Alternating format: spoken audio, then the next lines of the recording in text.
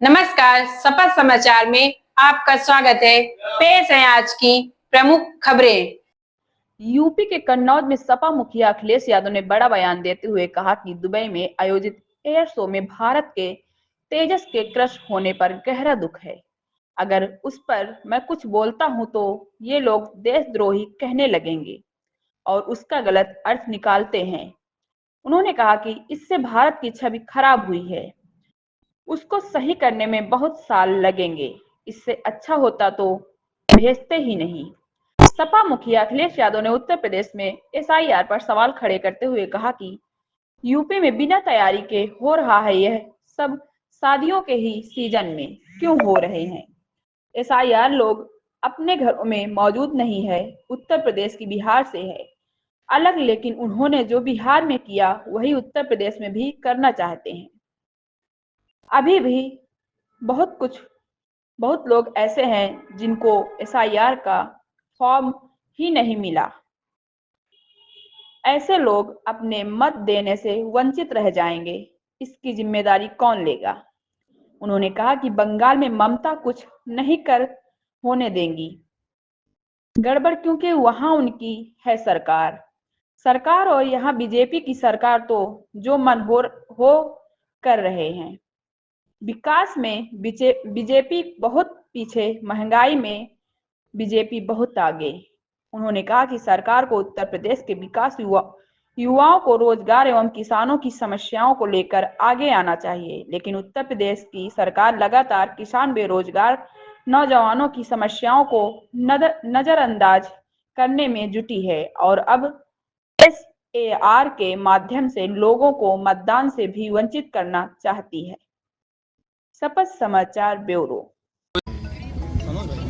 कई बार जो आंकड़े आते हैं वो आंकड़े आ रहे हैं, लाखों शादियां हैं इस बार, इस वाले सीजन में, और उसी समय चुनाव आयोग एसआईआर करा रहा है, वोटर लिस्ट नहीं बना रहा है।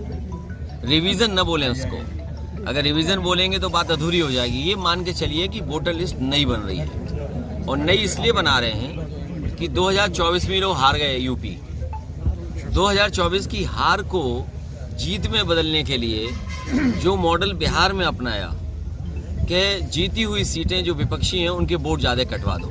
मैं आज आपसे कह रहा हूं, जब फाइनल लिस्ट निकलेगी तब आप देख लेना ये बात।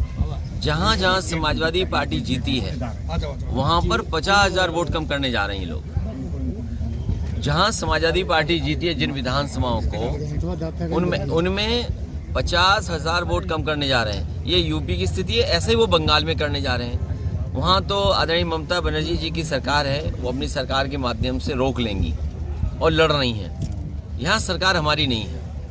आज एक एसडीएम जो यहाँ के थे उसकी रिकॉर्डिंग सुनाई हम लोगों ने, क्योंकि जो अगर चीज़ें नहीं करोगे पूरी, जो मानक हैं, जो नियम हैं, जो चुनाव आयोग ने व्यवस्था तय की है, अगर उसके तहत काम नहीं होगा तो आपका फॉर्म रिजेक्ट हो जाएगा, आपका वोटर लिस्ट में वोट ही नहीं आएगा। तो जब एसडीएम अधिकारी सब ये मान रहे हैं कि बिना तैयारी के एसआईआर हो रहा है, इनकी कोई तैयारी नहीं हुई। इन्होंने कहा कि हमने बीएलओ को ट्रेनिंग दी है और बीएलए की ट्रेनिंग कराएंगे। ना बीएलओ की ट्रेनिंग हुई, ना बीएलए की ट्रेनिंग हुई। हमारे बीएलए तो चलो भाग रहे, गली मोहल्ला लोगों को जानते हैं, बीएलओ तो किसी को जानते ही नहीं है, गलियां नहीं जानते हैं। वो एक स्थान पे बैठ जाते हैं, सेटिंग कर लेते हैं, वहीं से फोन करते हैं कि हम आ गए, आ जाओ अपना कार्ड ले लो फॉर्म। और फॉर्म जो आंकड़े बताते हैं चुनाव आयोग के, वो आंकड़े ये बता रहे हैं फॉर्म बांट चुके हैं पूरे, बता रहे 99.48% फॉर्म बढ़ चुके हैं। ये आंकड़े बता रहे हैं बीएलओ। अगर इतने फॉर्म बढ़ गए हैं तो इन सबको फॉर्म मिल गया होगा जितने खड़े हैं। फॉर्म बांटा ही नहीं और अपने कंप्यूटर पर डाल दिया ये फॉर्म बढ़ गए हैं, तो क्या हवाई नहीं। उस पर तो हम लोग इसलिए नहीं बोलेंगे, ये वो कहेंगे राष्ट्र विरोधी लोग हैं। अगर हम पूछ लें, देखिए ये इमेज अब कितने दिनों में सुधरेगी, ये सवाल है। ये सही कह रहे हैं, जो चीज़ हुई है दुबई में, अब कितने दिनों में हमारी छवि ठीक होगी।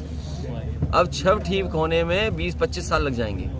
सनातन इससे बढ़िया जाते ही नहीं, वहाँ लेके नहीं जाते। सनातन में 1000 उम्र गए। आप देख रहे हैं शपथ समाचार।